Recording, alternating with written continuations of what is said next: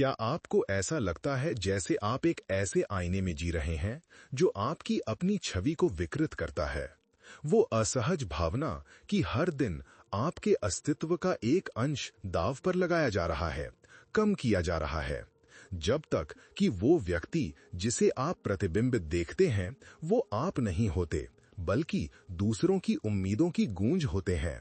आप अपनी ही इच्छाओं को चुप करा देते हैं, अपने सपनों को अनुकूलित करते हैं और खुद को एक ऐसे सांचे में फिट होने के लिए झुकाते हैं जो आपके लिए नहीं बना है। ये सब एक दिखावती शांति के नाम पर। और अगर मैं आपसे कहूं कि एक आंतरिक कंपास है जो सदियों पुरानी बुद्धिमत्ता से बना है, जो आपको आपकी सच्ची दिशा में वापस मार्गदर्शन करने में सक्षम है, उस व्यक्ति को फिर से खड़ा करता है जो आप वास्तव में हैं, बिना खुद के अलावा किसी और को बदले। मैं इस परिदृश्य को अच्छी तरह जानता हूं। मैंने कई पुरुषों की यात्रा देखी है और कुछ मौकों में मेरी अपनी भी, जहां सद्भाव या स्वीकृति की तलाश ने पहचान को एक परछाई में बदल दिया। ये एक खामोश कटाव है। आप अपने छोटे छोटे हिस्से देना शुरू करते हैं, एक यहां दूसरा वहां, जब तक कि एक दिन आपकी आत्मा की बनावट पहचान में नहीं आती। सच्चाई शीशे की तरह साफ है। जो पुरुष किसी रिश्ते में अपने प्रामाणिक स्वरूप से संपर्क खो देते हैं, वे आखिरकार खाली हो जाते हैं, जबकि जो पुरुष खुद को फिर से पाते हैं, वे एक अनूठी चमक बिखेरते हैं। लेकिन इस आंतरिक लौ को फिर से कैसे जगाएं, जब दुनिया और शायद रिश्ता आपसे अनुरूप होने की मांग करता है? इसका जवाब स्टोइक दर्शन के सिद्धांतों में गूंजता है, एक मजबूत फिलॉसफर शास्त्र जो हमें उन चीजों को आकार देने में सक्षम बनाता है, हमारे विचार, हमारी पसंद, हमारा चरित्र, और अनियंत्रित के विशाल सागर को शांति से गले लगाना। ये ठंडक या उदासीनता का निमंत्रण नहीं है, ये एक इतने गहरे आत्मनियंत्रण का निर्माण है जो पहले कभी न देखी गई परिपूर्णता और प्रामाणिकता के साथ प्यार करने और जुड़ने की अनुमति देता है, बिना कभी बिखरने के। इस गहराई में मैं स्टोइक दर्शन के 5 स्तंभों का अनावरण करूंगा, जो यदि आपके जीवन में शामिल किए जाते हैं तो आपकी आवाज को वापस लाने, स्वस्थ सीमाएं स्थापित करने और अंत में उस व्यक्ति की तीव्रता के साथ चमकने के लिए उत्प्रेरक होंगे। अगर ये वादा आप में कुछ जगाता है तो नीचे जड़ें शब्द के साथ एक टिप्पणी छोड़ें और आइए हम मिलकर अपनी सच्ची शक्ति को उजागर करें। सबसे शक्तिशाली किला जो आप बना सकते हैं वो पत्थर या स्टील का नहीं, बल्कि आत्मज्ञान का है। आपकी सच्ची शक्ति आपकी आत्मा के गढ़ में निहित है, एक ऐसा पवित्र स्थान जहां आपका मूल्य गैर परिक्राम्य है और आपका अस्तित्व अभेद्य है। बाहरी कोलाहल से नजर हटाकर आंतरिक परिदृश्य पर केंद्रित करने का समय है। बहुत से पुरुष इस भ्रम में उलझे हुए हैं कि उनकी पहचान और उनका मूल्य बाहरी सत्यापन के दर्पण हैं, खासकर साथी की नजर में। आप खुद को समझाते हैं कि पूर्ण महसूस करने के लिए आपको उसकी स्वीकृति की आवश्यकता है, या आपकी मुख्य भूमिका अथक सभी समस्याओं का समाधान करता बनना है, चाहे कुछ भी कीमत चुकानी पड़े। ये गतिशीलता आपको अत्यधिक रियायतें देने, उन शौक को छोड़ देने जो पहले आपको परिभाषित करते थे, उन दोस्तों को नजरअंदाज करना जो आपकी आत्मा को पोषित करती हैं, और यहां तक कि अपने ही सपनों को चुप करा देने के लिए प्रेरित करती है। ये सब दिखावटी शांति बनाए रखने या स्नेह सुनिश्चित करने की एक हताश कोशिश में। खुश करने, फिट होने की ये अथक कोशिश एक खामोश शून्यता में परिणत होती है, उस व्यक्ति का धीरे धीरे खो जाना जो आप वास्तव में हैं। आप एक गूंज बन जाते हैं, मूल आवाज नहीं। एपिक्टेटस, वो पूर्व गुलाम जो महानतम स्टोइक गुरुओं में से एक बन गया, ने गहराई से सिखाया, जो होता है वो हमें परेशान नहीं करता, बल्कि जो होता है उसकी हमारी व्याख्या हमें परेशान करती है। कल्पना कीजिए एपिक्टेटस को, एक ऐसा व्यक्ति जिसने अत्यधिक अभाव और अपने शरीर पर नियंत्रण की कमी का अनुभव किया, लेकिन जिसने एक स्वतंत्र और अटूट मन बनाए रखा। उनका जीवन एक जीवित प्रमाण है कि हमारी शांति और हमारा मूल्य दूसरों की राय, उम्मीदों या कार्यों के बंधक नहीं है। स्टोइक दर्शन हमें एक मौलिक पुनर्खोज के लिए आमंत्रित करता है कि हमारी गरिमा आंतरिक है, एक जन्म सिद्धाधिकार है, बाहरी उपलब्धि नहीं। सच्ची स्वतंत्रता तब फलती फूलती है जब हम बाहर खोजना बंद कर दें जो केवल हमारे भीतर ही खोदा और पाया जा सकता है। अपने आंतरिक गढ़ का पुनर्निर्माण करना शुरू करने के लिए हर दिन कुछ समय समर्पित करें, भले ही वो केवल 15 मिनट ही क्यों ना हो, सचेत आत्मनिरीक्षण के लिए। यह एक गाइडेड ध्यान का समय हो सकता है, एक डायरी में मुक्त लेखन जहां आप बिना किसी सेंसरशिप के विचारों और भावनाओं को व्यक्त करते हैं, या बस शांति से बैठकर अपने ही मन के प्रवाह को देखते हुए। अपने 5 मूलभूत मूल्य सूचीबद्ध करें और पूरी ईमानदारी के साथ मूल्यांकन करें कि क्या आपकी दैनिक पसंद और कार्य उनके साथ सामंजस्य में हैं। एक पुराने शौक या जुनून को फिर से जगाएं जिसने कभी आपकी आत्मा को प्रज्वलित किया था और आपको सच्ची खुशी दी थी। उन दोस्तों से संपर्क फिर से स्थापित करें जिन्हें आपने नजरअंदाज किया है, वो दोस्त जिन्होंने हमेशा आपको वही देखा और सराहा जो आप वास्तव में हैं। उद्देश्य स्पष्ट है, अपने लिए एक समृद्ध, बहुआयामी और गहरा सार्थक जीवन का निर्माण करना, आपके रिश्ते की संरचना से स्वतंत्र। एक बार और सभी के लिए समझ लें कि आपकी खुशी आपकी संप्रभु जिम्मेदारी है, किसी और पर थोपा जाने वाला या उसके द्वारा उठाया जाने वाला बोझ नहीं। बिना किसी अपराध बोध के खुद को प्राथमिकता दें। इस पहले स्तंभ को अपनाने और उसमें महारत हासिल करने पर आप एक शक्तिशाली पुनर्जन्म महसूस करेंगे। वह चिंता जो पहले आपको कैद करती थी दूर होने लगेगी और एक मजबूत और शांत आत्मविश्वास खिलेगा। आप अपने केंद्र को फिर से पाएंगे, वो अटूट शांति जो आप कौन हैं और आप क्या दर्शाते हैं इसके गहरे ज्ञान से उत्पन्न होती है।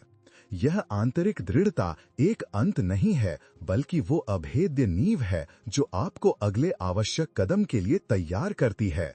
अपनी अखंडता की रक्षा करने वाली सीमाओं को खींचने और बचाने की कला। फिर से जुड़ना बीज है, लेकिन आपके अस्तित्व के फलने फूलने के लिए एक उपजाऊ और संरक्षित मिट्टी की आवश्यकता है। अगला स्तंभ झूठी विनम्रता को दूर करेगा और आपको अपने बगीचे की रक्षा करने की शक्ति से लैस करेगा। आपकी व्यक्तिगत स्वतंत्रता और वो सम्मान जो आप प्रेरित करते हैं, सीधे तौर पर उस स्पष्टता और दृढ़ता के अनुपात में है जिसके साथ आप अपनी सीमाएं निर्धारित और बनाए रखते हैं। इन पवित्र सीमाओं के बिना आप पतवार रहित एक नौका बन जाते हैं, दूसरों की धाराओं और तूफानों की दया पर। अपनी लंगर डालने और अपने क्षेत्र की रक्षा करने का समय आ गया है। आप ऐसे व्यवहार में उलझ गए हैं जिसे कई लोग, आप स्वयं भी, विनम्रता या लचीलापन के रूप में वर्गीकृत करते हैं, लेकिन जो वास्तव में आत्मविनाश का एक कपटी रूप है। तब हाँ कहना जब आपका शरीर, आपकी अंतरात्मा और आपका मन नहीं चिल्लाते हैं। आप लगातार झुकते जाते हैं, संकट पैदा करने, अस्वीकृति का सामना करने या दूसरे व्यक्ति के क्रोध को भड़काने के डर से प्रेरित होकर। समय के साथ ये एक खामोश नाराजगी, एक अव्यक्त हताशा को जन्म देता है जो न केवल आत्मसम्मान को नष्ट करती है बल्कि रिश्ते की गुणवत्ता को भी विषाक्त करती है। इस भ्रम में कि आप रिश्ते को बचा रहे हैं, आप वास्तव में उसमें घुल रहे हैं, अपने लिए एक अदृश्य व्यक्ति बन रहे हैं और विरोधाभासी रूप से दूसरे के लिए कम प्रामाणिक। सेनेका, स्टोइक राजनेता और दार्शनिक, अपनी कालतीत अंतर्दृष्टि के साथ ने घोषणा की, सबसे बड़ा धन थोड़े में संतुष्ट रहना है। सीमाओं के निर्माण के संदर्भ में यह कहावत अपनी स्वयं की अखंडता में संतोष और सुरक्षा खोजना है, अपने समय, अपनी महत्वपूर्ण ऊर्जा और अपने मूलभूत मूल्यों की रक्षा करना।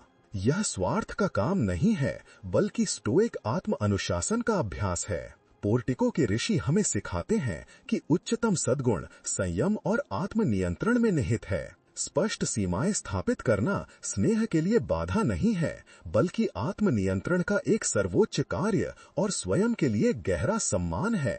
आज अपनी सीमाएं बनाना शुरू करने के लिए अपने जीवन में 3 गैर परिकर्मी सीमाएं पहचानें। यह अपने लिए आपका पवित्र समय हो सकता है, मौन और एकांत की आपकी आवश्यकता, या जिस तरह से आप अपने साथ व्यवहार किए जाने या बात किए जाने की अनुमति देते हैं। एक बार पहचान हो जाने पर इन सीमाओं को शांत, स्पष्ट और दृढ़ तरीके से, बिना आक्रामकता या अत्यधिक औचित्य के संप्रेषित करें। उदाहरण के लिए, मैं नहीं कर सकता कहने के बजाय कहें, मैं हमारे साथ बिताए समय को बहुत महत्व देता हूं, लेकिन मुझे काम के बाद अपने लिए 1 घंटा निर्बाध चाहिए ताकि मैं अपनी ऊर्जा को फिर से भर सकूं और दिन को संसाधित कर सकूं। दूसरे की प्रतिक्रिया के लिए तैयार रहें। सीमाओं की शुरुआत शुरू में असुविधा या प्रतिरोध पैदा कर सकती है। अपनी दृढ़ता में अटल रहें और अपने अनुप्रयोग में सुसंगत रहें। याद रखें, सीमाएं लोगों को दूर रखने के लिए अभेद्य दीवारें नहीं हैं, बल्कि अच्छी तरह से बनाए गए बाण हैं जो आपके आंतरिक बगीचे की रक्षा करते हैं, जिससे रिश्ते अधिक स्वस्थ, सम्मानजनक और संतुलित तरीके से फल फूल सकें। अपनी सीमाएं स्थापित करने और बनाए रखने की सूक्ष्म और शक्तिशाली कला में महारत हासिल करने पर आप अपने रिश्तों में एक वास्तविक आपसी सम्मान का खिलना देखेंगे। आपको ऊर्जा में उल्लेखनीय वृद्धि, नाराजगी में भारी कमी महसूस होगी और दूसरा व्यक्ति आपकी अखंडता को पहचानना और महत्व देना शुरू कर देगा। यह स्पष्टता और दृढ़ता न केवल आपको सशक्त करती है, बल्कि आपको एक और भी ऊंची चुनौती के लिए तैयार करती है। यह समझने में महारत हासिल करना कि आपकी कीमती भावनात्मक ऊर्जा कहाँ निवेश की जानी चाहिए, रणनीतिक चयनात्मक उदासीनता को विकसित करना। सीमाएं आपका कवच है, लेकिन भावनाओं का युद्ध क्षेत्र विश्वासघाती है।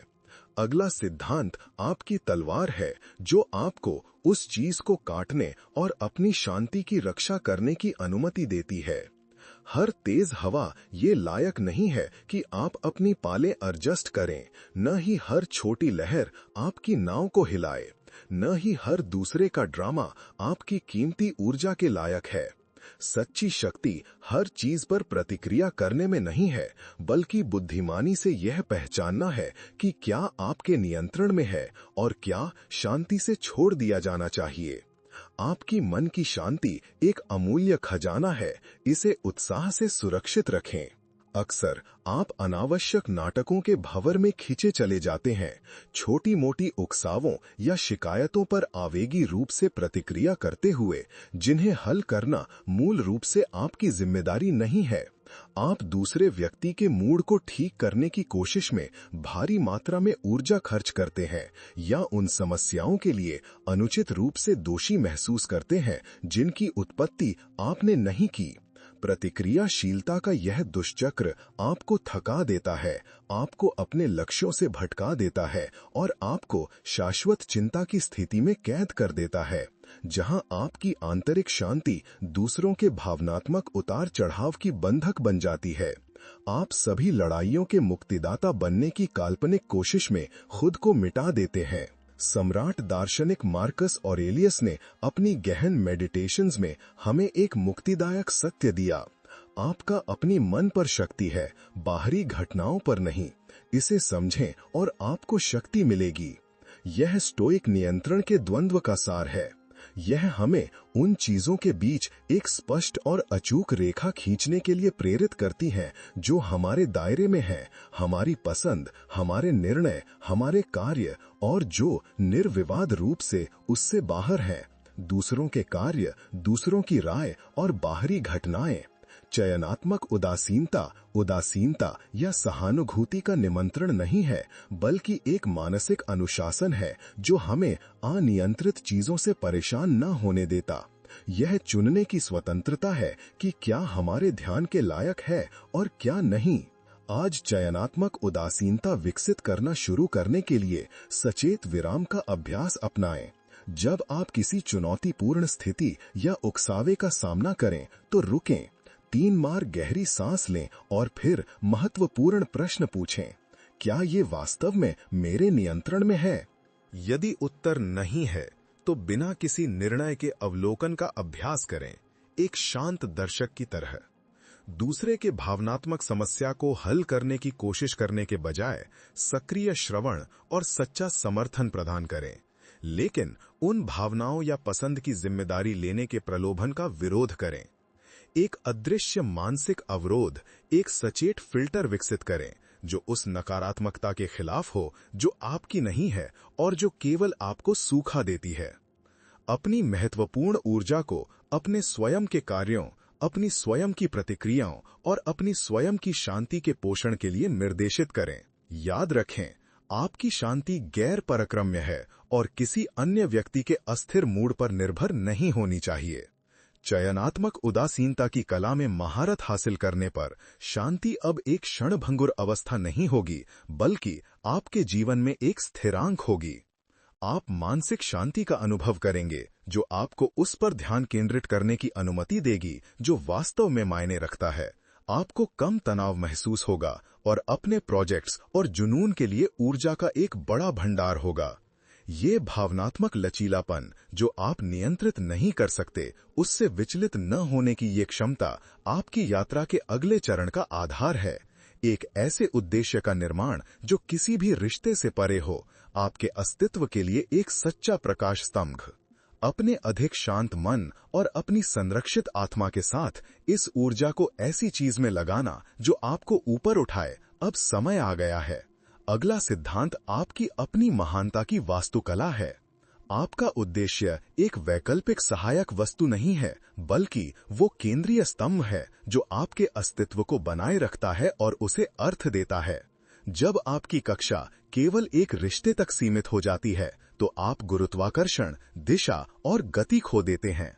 उस इंजन को फिर से परिभाषित करने का समय आ गया है, और वो प्रकाश जो आपको विशिष्ट रूप से चमकाता है। बहुत से पुरुष जब वे किसी रिश्ते में गहराई से डूब जाते हैं, तो अनजाने में उसे अपना एकमात्र और अनन्य उद्देश्य बना लेते हैं। आपका ब्रह्मांड दूसरे व्यक्ति पर शुरू और खत्म होता है। इस प्रक्रिया में आप अपने व्यक्तिगत लक्ष्यों, अपने तीव्र जुनून, अपनी व्यक्तिगत महत्वाकांक्षाओं और अपनी स्वयं की यात्रा को भूल जाते हैं। आप अपने आप में निवेश करना बंद कर देते हैं, अपने करियर में, अपने बौद्धिक विकास में, अपनी रचनात्मक परियोजनाओं में, क्योंकि आपका सारा ध्यान खुश करने या किसी भी कीमत पर सद्भाव बनाए रखने के लिए भटक जाता है। अपनी स्वयं की दिशा का ये त्याग गहरी स्थिरता, एक बढ़ते खालीपन की भावना की ओर ले जाता है और विरोधाभासी रूप से आपको अपने लिए और दूसरी के लिए भी कम दिलचस्प और आकर्षक बनाता है। आप एक उपग्रह बन जाते हैं, तारा नहीं। सेनेका अपनी अंतर्दृष्टि में हमें चेतावनी देते हैं, उस नाविक के लिए कोई अनुकूल हवा नहीं है जिसे पता नहीं है कि वह कहां जा रहा है। यह स्टोइक उद्धरण जीवन में एक टेलोस, एक उद्देश्य, एक अंतिम लक्ष्य, एक स्पष्ट गंतव्य रखने के महत्व को रेखांकित करता है। स्टोइक दर्शन के अनुसार एक सद्गुणी अस्तित्व वह है जो सचेत उद्देश्य के साथ तर्क और प्रकृति के पूर्ण सामंजस्य में जिया जाता है। आपका उद्देश्य एक बुझने वाली लौ जो आपके भीतर जलती है, एक प्रेरक शक्ति जो बाहरी कारकों से स्वतंत्र रूप से काम करती है, जिसमें एक रिश्ते की गतिशीलता भी शामिल है। यह आपका लंगर और आपका प्रणोदक है। आज अपना उद्देश्य बनाना शुरू करने के लिए अपने सबसे गहरे व्यक्तिगत लक्ष्यों को फिर से परिभाषित करने के लिए समर्पित और निर्बाध समय निकालें। आप अपने करियर में क्या हासिल करना चाहते हैं? अपने व्यक्तिगत और बौद्धिक विकास में आप दुनिया पर क्या प्रभाव छोड़ना चाहते हैं, चाहे वह कितना भी छोटा क्यों ना हो? एक ऐसी कौशल में लगातार निवेश करें जिसने हमेशा आपको मोहित किया है या जिसे आप हमेशा सुधारना चाहते थे।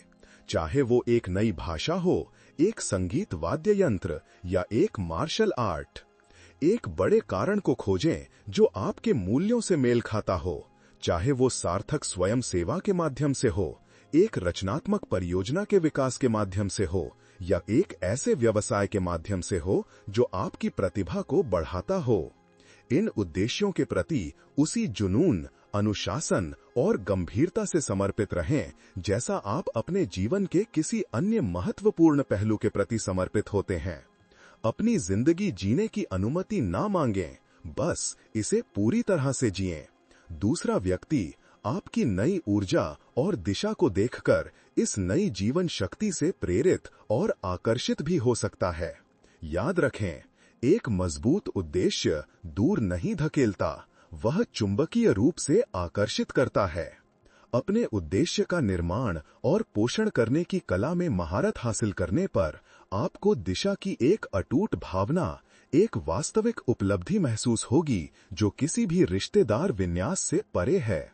आप एक आंतरिक जुनून, एक प्रामाणिक चमक, चुंबकीय रूप से आकर्षक और स्पष्ट रूप से मौलिक व्यक्ति में बदल जाएंगे। आपकी दिशा की यह पुनर्खोज आपको स्टोइक यात्रा के शिखर के लिए तैयार करती है, भावनात्मक आत्मनिर्भरता की ओर, उत्थान, खुशी और स्वतंत्रता का सच्चा और अटूट स्रोत। अपने उद्देश्य का निर्माण करना एक मील का पत्थर है, लेकिन अंतिम स्वतंत्रता अपनी खुशी के लिए किसी पर निर्भर न रहने में है। अगला सिद्धांत वह मास्टर की है जो आपकी आंतरिक शांति के द्वार खोलती है। आपकी खुशी एक प्रत्यायोज्य जिम्मेदारी नहीं है, बल्कि एक बगीचा है जो आपकी अपनी देखभाल में फलता फूलता है। भावनात्मक स्वायत्तता या आत्मनिर्भरता वह सद्गुण है जो आपकी आंतरिक शांति को दूसरों की उम्मीदों के नाजुक बंधनों से मुक्त करता है। यह आपको गहराई से प्यार करने और प्रामाणिकता के साथ जुड़ने में सक्षम बनाता है, बिना कभी घुलने या प्रक्रिया में खोने के। आपने शायद अनजाने में यह उम्मीद की है कि दूसरा व्यक्ति आपका भरने वाला, आपकी खुशी का वास्तुकार, वो कड़ी होगा जो आपको पूरा करती है। यह उम्मीद अवास्तविक होने के अलावा आपको कमजोर बनाती है। आप अधूरा, खाली या दुखी महसूस करते हैं जब आप अपनी ही कंपनी में होते हैं। असंतुष्टि के क्षणों में अपनी कमी के लिए साथी को दोषी ठहराने का प्रलोभन उत्पन्न हो सकता है, जिससे भावनात्मक मांगों और हताशा का एक दुष्चक्र पैदा होता है। यह भावनात्मक निर्भरता न केवल आपको मिटा देती है, आपको जरूरतों के एक अथाह कुएं में बदल देती है, बल्कि रिश्ते को भी दम घोट देती है।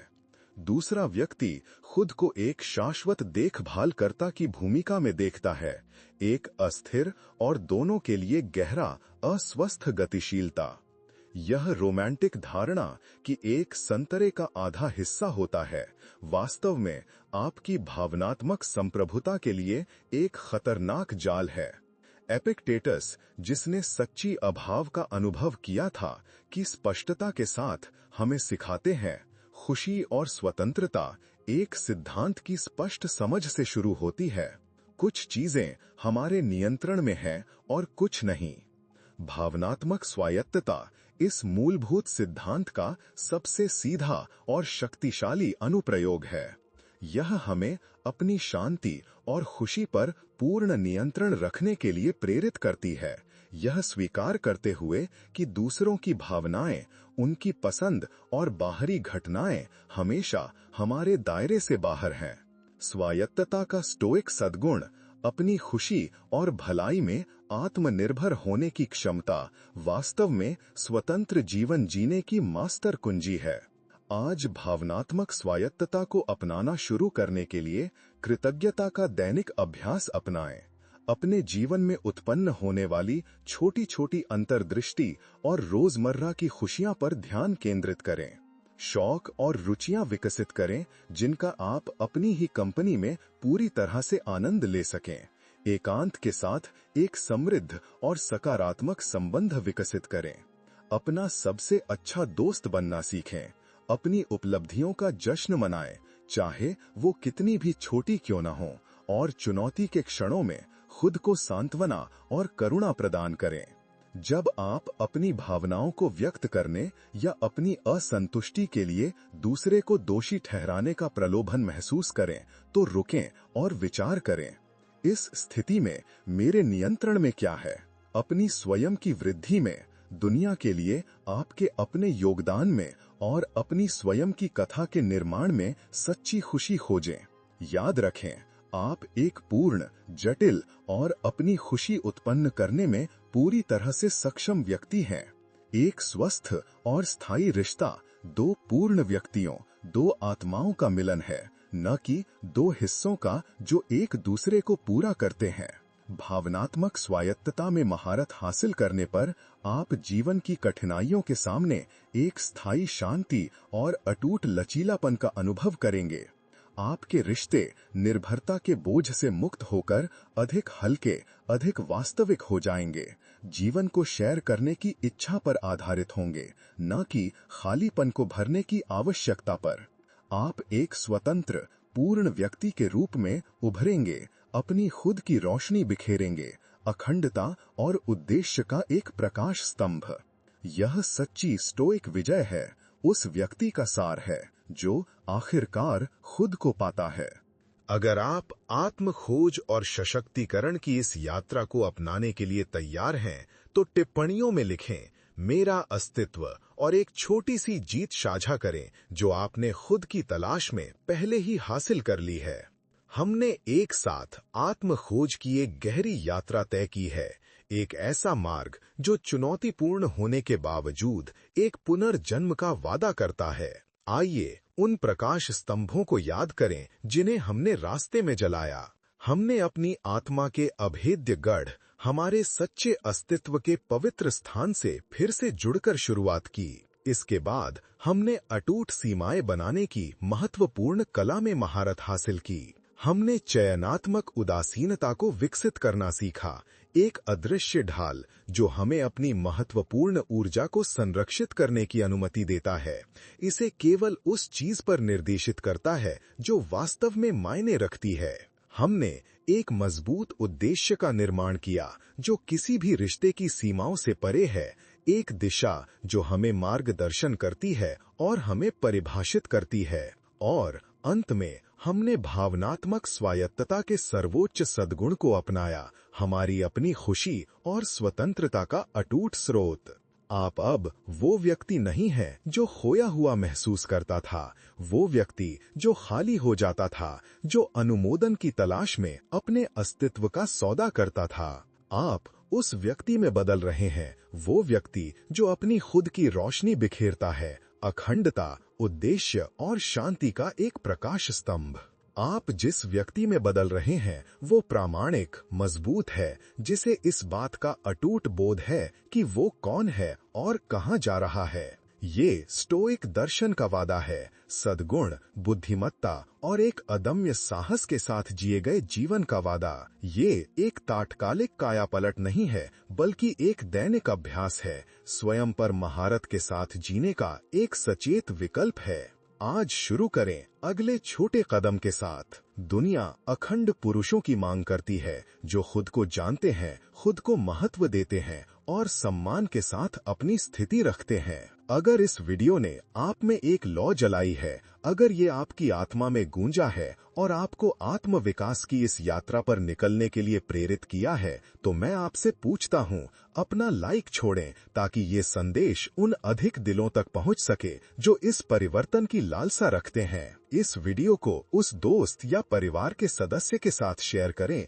जिसके बारे में आप जानते हैं कि वो एक रिश्ते में खो रहा है और उसे तुरंत खुद को फिर से खोजने की जरूरत है। और निश्चित रूप से चैनल को सब्सक्राइब करें ताकि हम आत्म खोज और स्टोइक महारत की इस यात्रा में साथ आगे बढ़ सकें। याद रखें, सच्ची शक्ति दुनिया को जीतने में नहीं बल्कि खुद पर शासन करने में है। खुद को खोजो और फिर प्रकाशित हो।